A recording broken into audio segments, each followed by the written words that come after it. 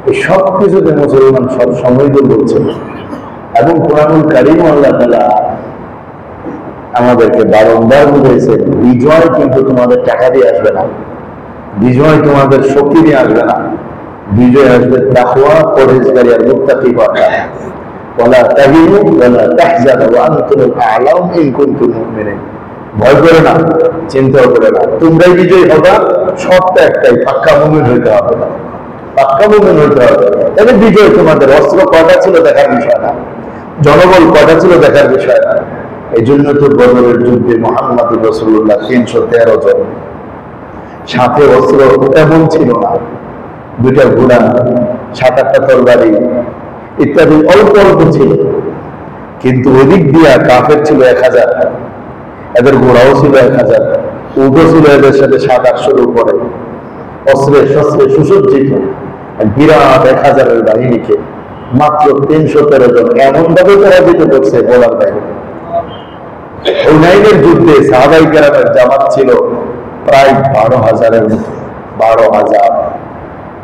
এক সাহাবী তো বলেই বলছেন, লান নাগলিবাল ইয়াউমা লিকিল্লাতিন, সংখ্যা লঘু হওয়ার কারণে যে মানুষ পরাজিত হয়, এই কারণে আজকে পরাজিত হওয়ার সম্ভাবনা নাই, কারণ আমরা সংখ্যা অনেক বেশি।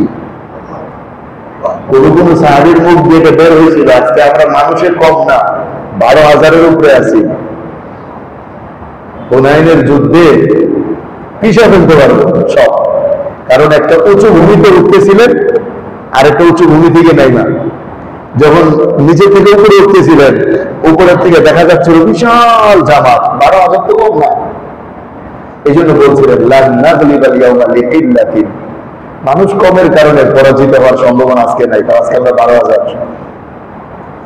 হাওয়াজিনের সাথে, হাওয়াজিন গোত্রের সাথে যুদ্ধ ছিল। আল্লাহ রাব্বুল ইজ্জতের কি মর্জি, হাওয়াজিনের মানুষ ছিল কম, তীর চালাইতে পারতো ভালো। অবস্থা বেদবিক দেখে সবগুলো 2 পাহাড়ের মাঝে এমন ভাবে আত্মগোপন করে রাখছেন, মনে করেন যাইব চকবাজার, এগুলো লালবাগে বসে দিছে সব। তো চকবাজার দিয়ে যুদ্ধ হবে, কিন্তু লালবাগের পক্ষে তো কোনো টেনশন ছিল না তাদের। আজিমপুর থেকে বের হয়ে যখন তুই লালবাগ গেছে, এমনি দুদিক থেকে এমন তীর আসছে, মুসলমান সব ছত্রভঙ্গ হয়ে গেছে।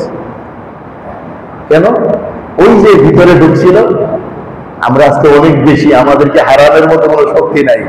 আল্লাহ মুহূর্তের মধ্যে দেখায় দিচ্ছেন, তোমরা জনসংখ্যার কারণে বিজয় পাবা এরকম না, অর্থের কারণে বিজয় পাবা এমনটা না, শক্তির কারণে বিজয় পাবা এমনটা না। তোমাদের বিজয় কিসের সাথে? আল্লাহর দয়ার রহমতের সাথে। এই জন্য ওলা কাহিনী, ভয়ের কিছু নাই, টেনশনের কিছু নাই, কান্নাকাটি করে আল্লাহর কাছে দোয়া করা দরকার। আল্লাহ যেন আমাদেরকে পাকা মুমিন বানায় দেন। দুনিয়ায় কেউ চিরকাল থাকবে না, দুস্থ কেউ থাকেও না, আমরাও থাকবো না, একদিন চলেই যাবো। আজকের গায়ের শক্তি আর ক্ষমতা এটাও ক্ষণস্থায়ী, চিরস্থায়ী না। এই ক্ষমতার শক্তি যেন আমাদেরকে ঢুকায় না ফেলে। এই জন্য এখনই সোজা হয়ে যাওয়ার সময়, আল্লাহর কাছে সঁপে দিয়ে নিজেকে বলাই কথা, আল্লাহ আমি আমাকে আপনার কাছে সঁপে দিলাম, আপনি আমাকে মানুষ বানায় দেন, আপনি আমাকে মুত্তাকি পরহেজগার হিসেবে কবুল করেন। আমার বিশ্বাস, কানতে থাকলে, বলতে থাকলে, ওলামায়ে হক্কানির সাথে সম্পর্ক রেখে অগ্রসর হতে থাকলে ইনশাআল্লাহ একদিন না একদিন আল্লাহ পাক্কা মুসলমান হওয়ার তৌফিক আমাদের সবাইকে দান করবে। আল্লাহুম্মা আমিন। আল্লাহুম্মা تبارك يا ذا الجلال والإكرام. اللهم صل على محمد النبي الكريم وعلى آله وصحبه أجمعين. اللهم صل وسلم وبارك عليه. اللهم صل على محمد كلما ذكره الذاكرون، وصل على محمد كلما غفل عن ذكره الغافلون. الحمد لله الذي هدانا لهذا وما كنا لنهتدي لولا أن هدانا الله. ربنا ظلمنا أنفسنا وإن لم تغفر لنا وترحمنا لنكونن من الخاسرين ربنا آتنا في الدنيا حسنة وفي الآخرة حسنة وقنا عذاب النار رب اغفر لي ولوالدي وللمؤمنين يوم يقوم الحساب حسبنا الله ونعم الوكيل نعم المولى ونعم النصير اللهم احسن عاقبتنا في الامور كلها واجرنا من خزي الدنيا وعذاب الاخره اللهم واقعنا كواقعة اللهم نقنا من الذنوب كما ينقى الثوب الابيض من الدنس اللهم باعد بيننا وبين خطايانا كما باعدت بين المشرق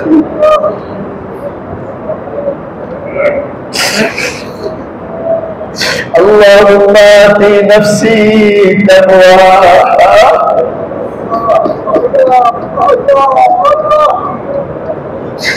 وزكها أنت خير من زكاها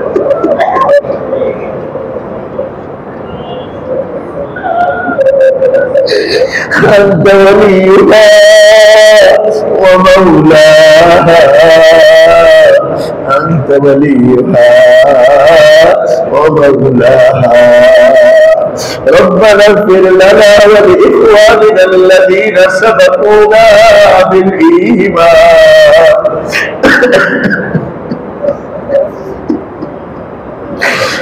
ولا تجعل في قلوبنا غلا للذين آمنوا ربنا إنك رؤوف رحيم يا حي يا قيوم برحمتك أستغيث أصلح لنا أصلح لنا أصلح لنا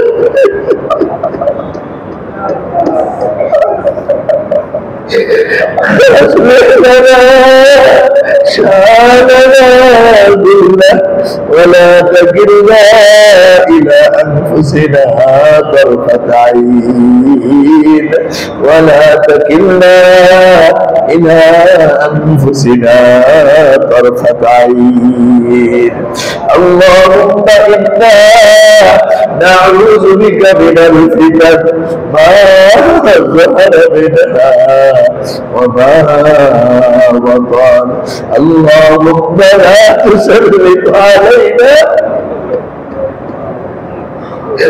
اللهم لا تسلط علينا ولا يضرك ولا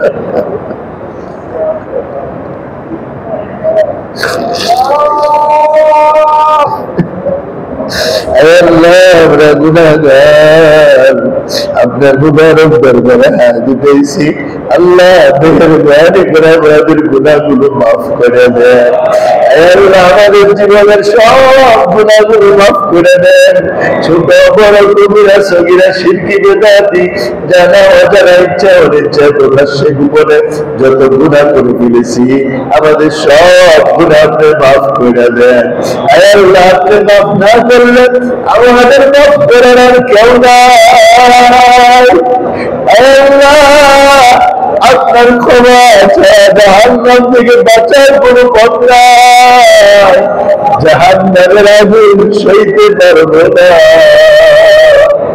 দুনিয়ার আগুনে তো সহ্য করতে পারি না জাহান্নামের আগুন থেকে কেমনে সহ্য করবো আল্লাহ আজকের চোখের পানি বেশি না আজকের কান্নার পানি বেশি না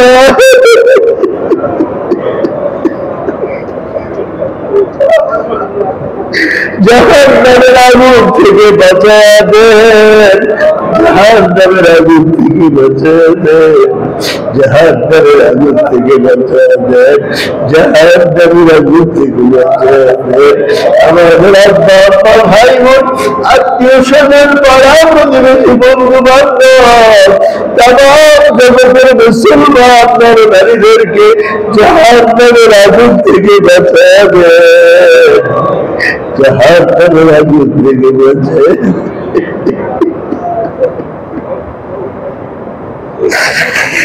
আপনি বলছেন আজকে আমরা পড়লাম কাল্লা লাম্মা ইয়াকদি মা আমরা, না না বান্দা হুকুম পালন করে না।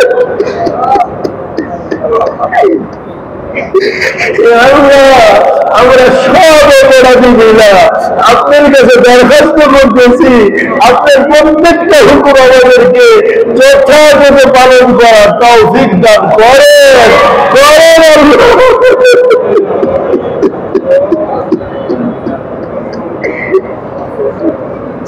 নামাজকে নামাজের মতো খুশি মানুষের পড়ার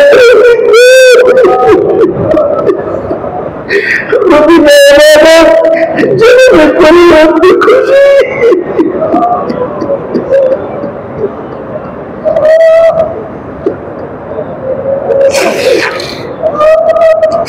ওইভাবে করাটাও ঠিক না, ওই মন নিয়ে এসে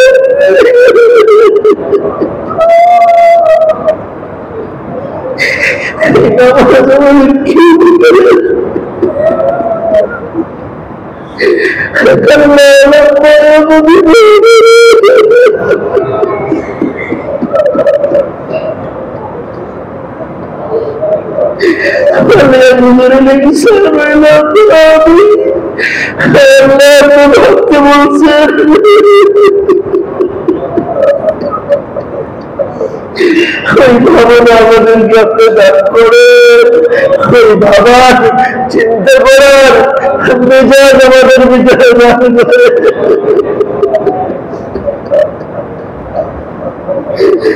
জীবনে আপনার কত নিয়ামত খাইলাম, আর কত নিয়ামত খাইতে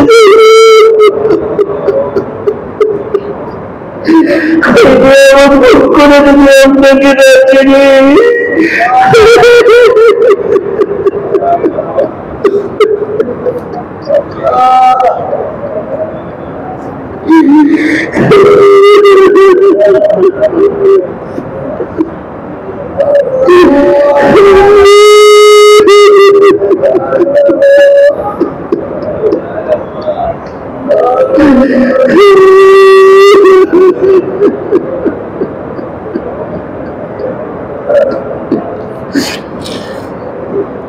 আল্লাহ তৌফিক দান করেন, তৌফিক দান করেন, তৌফিক দান করেন। আপনার কাছে চাইলে আপনার তৌফিক দেবেন, আমাদের আপনার কাছে চাওয়ার তৌফিক দান করেন। যে জায়গায় গিয়ে চাইলে তৌফিক দিবেন, ওই জায়গায় যাওয়ার তৌফিক দেন। যে সময়ে চাইলে দিবেন, ওই সময়ে যাওয়ার তৌফিক দেন। যে বাচন ভঙ্গিতে চাইলে দিবেন, ওই বাচন ভঙ্গি শিখিয়ে দেন।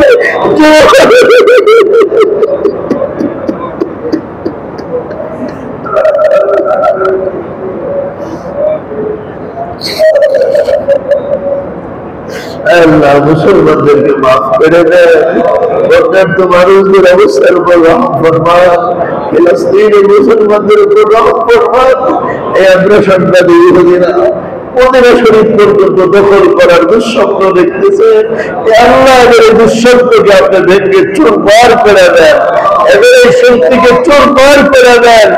আল্লাহ আপনার শক্তির মোকাবেলায় কোন শক্তি নাই। আল্লাহ আপনার শক্তির সাথে কেউ দিতে পারে না। আল্লাহ মুসলমানকে আপনার গায়েবী শক্তিকে নেওয়ার তৌফিক দেন, আপনার গায়েবী শক্তি নেওয়ার যোগ্যতা দেন, আপনার গায়েবী শক্তি নেওয়ার যোগ্যতা দেন, আপনার গায়েবী শক্তির মালিক হওয়ার তৌফিক দেন। আল্লাহ আমাদের কাছে অর্থ নাই, পয়সা নেই, সম্পদ নেই, অস্ত্র নেই, কিচ্ছু নেই। আল্লাহ আপনাকে নেওয়ার তৌফিক দেন, আপনি চান, আমাদের কিচ্ছু লাগবে না।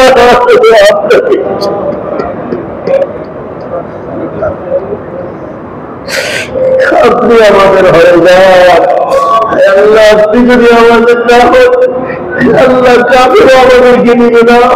আপনিও আমাদেরকে যদি না সাহায্য করেন আমাদের অস্তিত্বই থাকবে না। আল্লাহ, মুসলমানের অস্তিত্বকে কায়েম রাখেন, সারা পৃথিবীতে ইসলামী রাজত্ব প্রতিষ্ঠা করে দেন, সারা পৃথিবীতে কোরআনের রাজত্ব প্রতিষ্ঠা করে দেন। আল্লাহ, আপনি আমাদের দোয়াকে কবুল করেন, আমাদের মুনাজাতকে কবুল করেন। যে সমস্ত ভাইরা দোয়া চাইছে তাদের প্রত্যেকের দোয়াকে কবুল করেন। আমাদের ঘর বাড়িতে যত জরুরত আছে সব জরুরত পুরা করার তৌফিক দান করেন। আল্লাহ, বন্দার্থ মানুষের এখানে চিকিৎসার জন্য ডাক্তারের জবাব যাওয়া দরকার। আল্লাহ, আপনি ডাক্তারদের জবাব পাঠানোর ব্যবস্থা করে দেন। আল্লাহ, আপনি আমাদের দোয়া মুনাজাতকে কবুল করেন।